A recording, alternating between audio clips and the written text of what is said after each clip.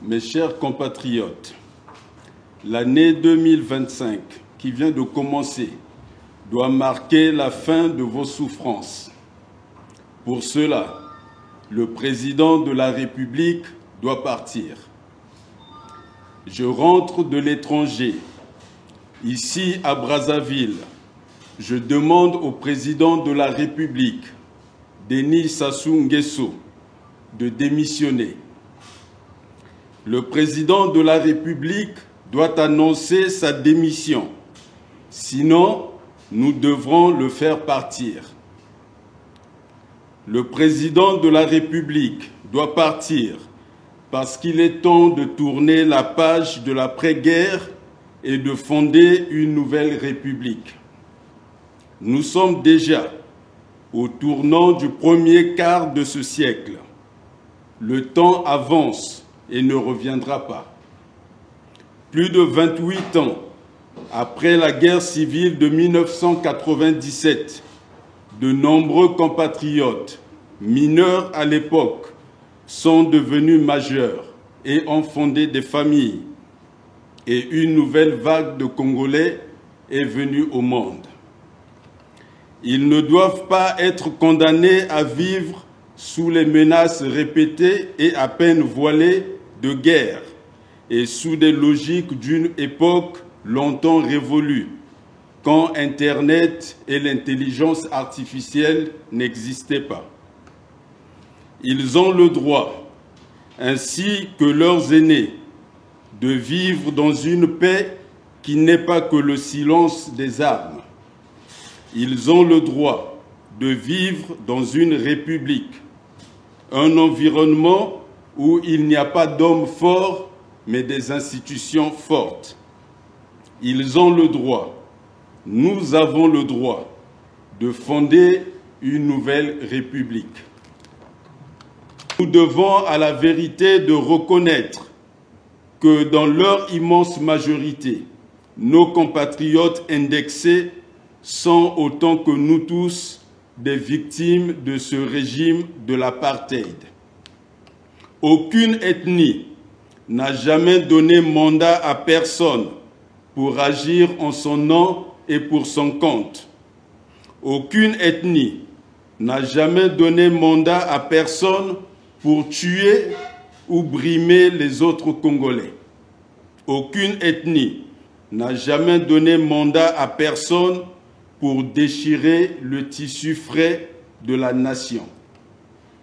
Parier sur les points cardinaux de la géographie quant aux droits, aux devoirs et aux mérites des personnes renvoie à l'absurdité.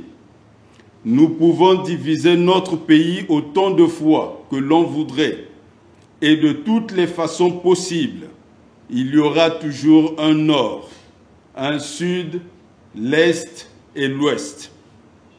S'il est indiscutable que l'union fait la force, il est inutile de rappeler le coût exorbitant de la division en termes de ressources gaspillées et de retard accumulé. Dans notre vocation à faire nation, nous trouverons sur le chemin quelques malins qui solliciteront nos faiblesses par le biais des instincts primitifs.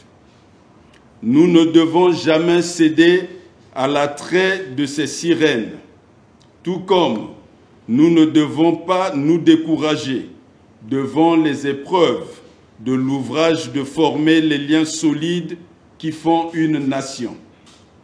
Face aux doutes, souvenons-nous toujours que faire nation n'est pas une option, c'est notre vocation. C'est pourquoi nous devons toujours agir en fonction de l'intention de renforcer notre unité. Amen. Nous avons tout ce qu'il faut pour atteindre cet objectif, pourvu que nous en ayons la volonté. Dans ce pays où l'on s'est moqué des rêves, je revendique le rêve congolais. Je dis que si nous voulons exister, il est un impondérable de réhabiliter la volonté de réaliser des utopies. Dans la même veine, il nous importe plus que tout de redonner à la science sa juste place dans le discours public. Nous devons parler sans complexe de la science à la nouvelle génération. La science est l'avenir de l'humanité et un raccourci sur le chemin du développement. Pour heurter nos sentiments et nos réflexes, nous devons nous départir des méthodes et des dirigeants qui nous tirent vers le bas. Pour recouvrer sa compétitivité et enclencher sa marche en avant, le pays a besoin d'une nouvelle génération et d'une nouvelle république. On ne dira jamais assez l'urgence de restaurer la République. Demande au président de la République, Denis Sassou Nguesso, de démissionner. Le président de la République doit annoncer sa démission. Sinon, nous devrons le faire partir. Le président de la République doit partir parce qu'il est temps de tourner la page de l'après-guerre et de fonder une nouvelle République. Nous sommes déjà au tournant du premier quart de ce siècle. Le temps avance et ne reviendra pas. La nouvelle génération est prête. Le président de la République doit partir. Vive la République!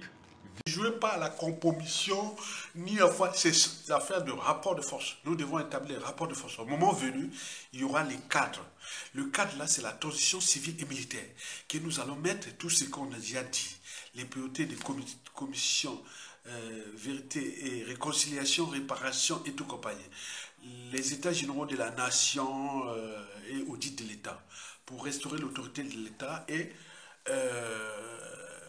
assainir le climat des affaires et du business et repenser au nouveau modèle économique qui ne tiennent pas compte seulement du PIB ou du produit intérieur brut ou des indicateurs macroéconomiques tels qu'ils sont connus, mais d'autres indicateurs qui peuvent être comme le bonheur intérieur brut, qui tiennent des indicateurs écologiques et tout ça. On va penser, on est adjacent.